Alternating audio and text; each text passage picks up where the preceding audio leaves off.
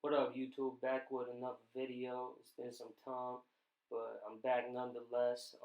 Again, late coverage on one of the most compelling, competitive, surprising fights of last year, 2021, and that is Gervonta Davis and Isaac Cruz. Um, it was one heck of a fight. Isaac Cruz gained a fan out of me from this fight. I didn't know too much about him at all, but after his performance against Tank, I think he gained a lot of fans and popularity after that night, and he's getting the recognition he deserves. I think he, cemented himself as one of them dudes at 135. And as far as Tank Davis, you already know the results of this fight because this fight happened last year. Like, I'm late on the coverage. Y'all know who won.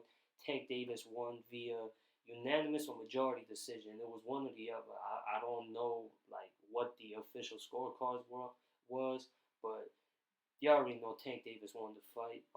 I personally had the fight scored very close. I only added a point up for Gervonta Davis, and it's only because I had one of the rounds scored a draw. I think it was like the 10th round I had scored that round a draw, and um, Tank Davis, if whoever would have won the 10th round, like it would have been a draw if there was a winner of that round on my scorecard at least. But that goes to show you how close and competitive this fight was.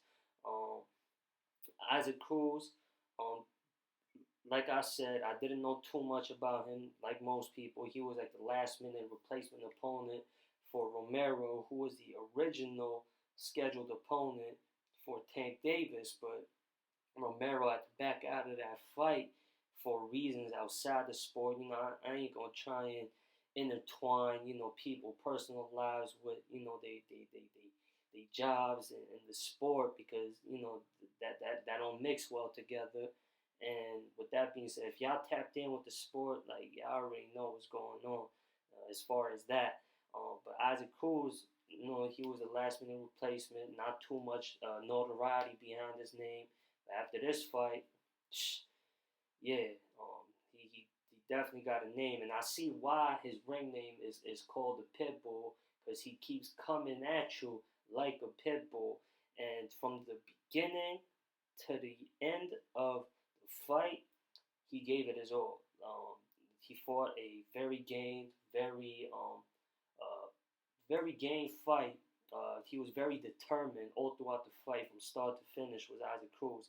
Um, and yeah, as far as the analysis goes for this fight, um, Tank Davis, I thought he had a much more fresher uh, beginning rounds. I thought that's when he had his moments, and then in the mid to later rounds is when Cruz started to have the better of Tank, and Tank started slowing down more during the mid to later rounds. Now, if y'all was paying attention to this fight, Tank Davis said in the post-fight interviews that he had hurt his hand, I believe, somewhere in the mid rounds, and that had played an effect to his performance. And that's not to take nothing away from Isaac Cruz because Isaac Cruz, like I said, he fought a brilliant fight.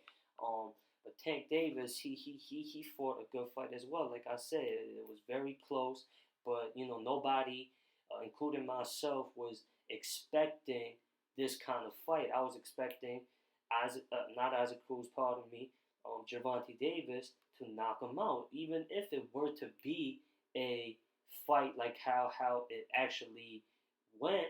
I was expecting a knockout because Tank has a reputation of knocking his opponents out in a spectacular highlight reel type fashion. And we didn't get to see that, but that's not necessarily a bad thing because Tank showed he had other tools in his bag, and he was moving around the ring well, trying to avoid the ropes and corners, fighting off his back foot, showing the people that he can move, and he's not just a knockout artist with a lot of power in his hands. And as far as Isaac Cruz goes, he didn't back down and he didn't show fear to the reputation of Tank Davis of having so much power in his hands. He stayed within the pocket. He kept coming forward. He was aggressive, and he didn't give up. And I was real impressed with Cruz's work to the body while he was on the inside, and his overhand right as well, and his defense and his ability to absorb Tank's punches. He would come in with a high guard, covering up his tight. He's got a very tight guard, and it would block his whole face and his upper body to the damn near the belt buckle. So that way, when he's coming on the inside, Tank Davis's punches would deflect off his guard, and he would block all the Tank's punches. And as far as Tank Davis's hand injury goes, maybe that's why in the mid to later rounds, because like I said, from my memories, Tank Davis had hurt his hand during the mid rounds because that's when he started to be on the retreat side a little more than the aggressive Tank that we're used to seeing. And during the later to mid rounds, it wasn't really stamina that I was seeing Tank having trouble with. When Tank fights and he hits his opponents, you hear the thud behind his punches. And in this fight, I'm not gonna totally put that on him injuring his hand, as far as his lack of power in his punches in that fight, because I think Isaac Cruz's defense and guard had something to do with Tank not being able to land flush with his punches and hear that pop and hear that ooh with behind his punches. But nonetheless, Tank Davis, he showed he could move in the ring. Like I said, he still found some success with his trademark punch, the uppercut, and the straight left. And yeah, it was a very close, competitive fight. I told y'all how I had the fight scored. And during the post-fight interview, y'all know, like, this is how y'all know, like, Isaac Cruz really gave it up in that fight. Jim Gray would ask Tank, "Hey, do you want a rematch?" Because Cruz rightfully deserves a rematch because it was such a close fight. And Tank, his answer to Jim Gray was, "Hell no, he does not want that rematch to go down." And the 135-pound division has got, I think, the most star power in boxing. You got George Gambosis, who's the majority title holder at 135. You got the WBC champion, Devin Haney, undefeated fighter. And you got Tank Davis, one of the top drawing names in the sport. You got Ryan Garcia, who's also very famous. And then you have Isaac Cruz in the mix now. Then you have, I'm going to cover Devin Haney's most recent fight in my next video.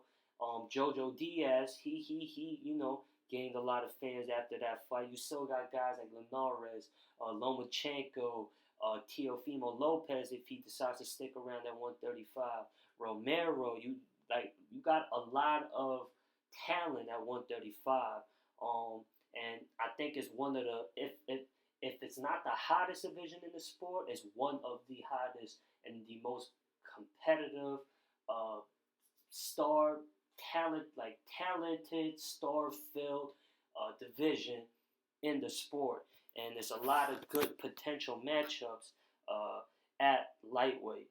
And here's what I'm going to say. They asked him after the fight, "Hey, Gambosis is in the crowd," and he peeped the fight. Devin Haney had a fight, I think, a day before the Tank fight. Correct me if I'm wrong.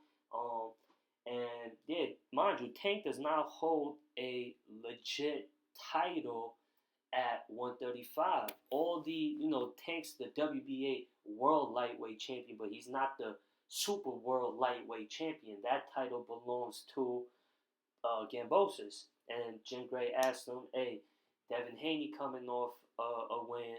Gambosis is the majority title holder at 135.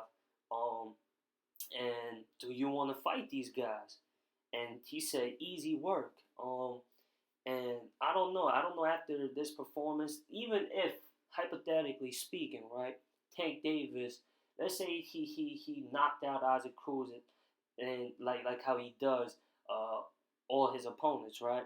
Because I don't think Tank Davis has ever gone 12 rounds prior to this fight. Correct me if I'm wrong. I know he's had one fight where it went the distance, but I think it was before he started fighting 12 rounds.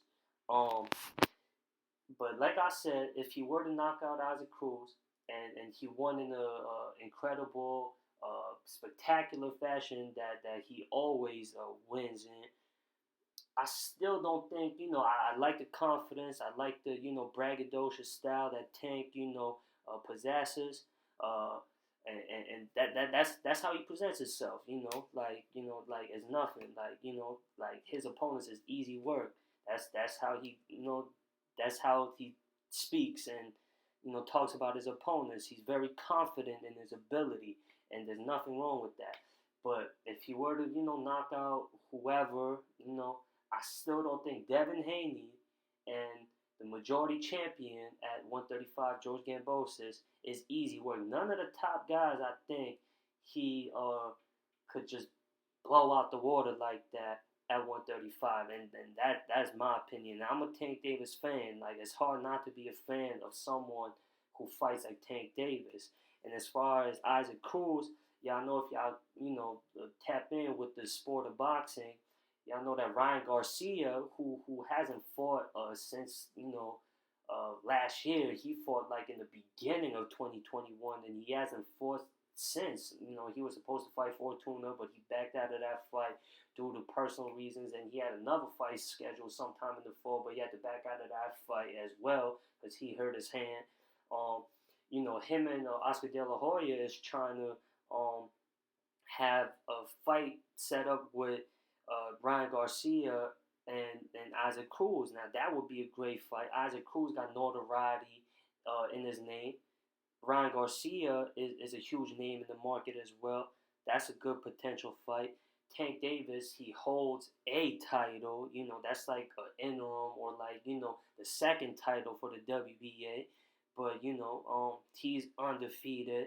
He's got George Gambosis, undefeated champion, who holds that other WBA title. You got another undefeated champion, Devin Haney. There's plenty of options far as top quality opponent goes for Tank Davis.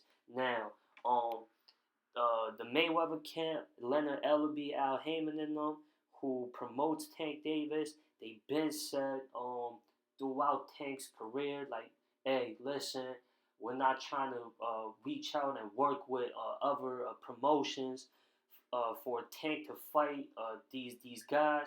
We want to work within our own banner, and I think that's toxic for the sport. I get it from a business standpoint, but that's what's hurting the sport of boxing, and for Jim Gray and all the media to ask Tank Davis about guys like who I mentioned already. That kind of that kind of takes away the hope for all these major title fights and these big mega fights that I believe needs to happen for the sport of boxing. As far as to keep it intriguing. But yeah, I mean, why even ask those questions if his promotional side of things don't want to work with other promoters to have these fights happen.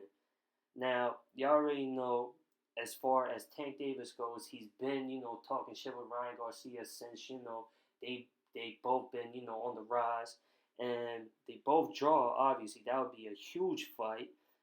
He doesn't want that rematch with Isaac Cruz. They asking him about the champions at lightweight.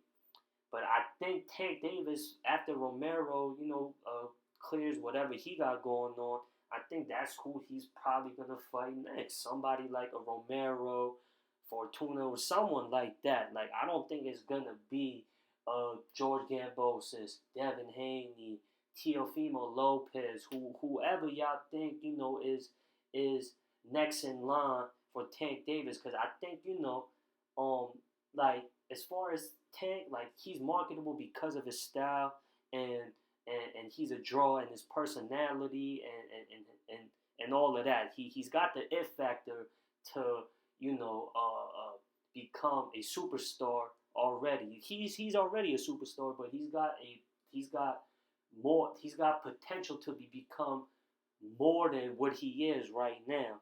And you don't want to keep someone with the potential that Tank Davis has, stagnated and fighting, guys that, he could, just blow out the water and knock out and, make himself look good. Like that was, this is totally unrelated, but, like a lot of fans will say, oh, like that pick and choose shit. I don't gotta bring other names to, mix up with, what Tank got going on.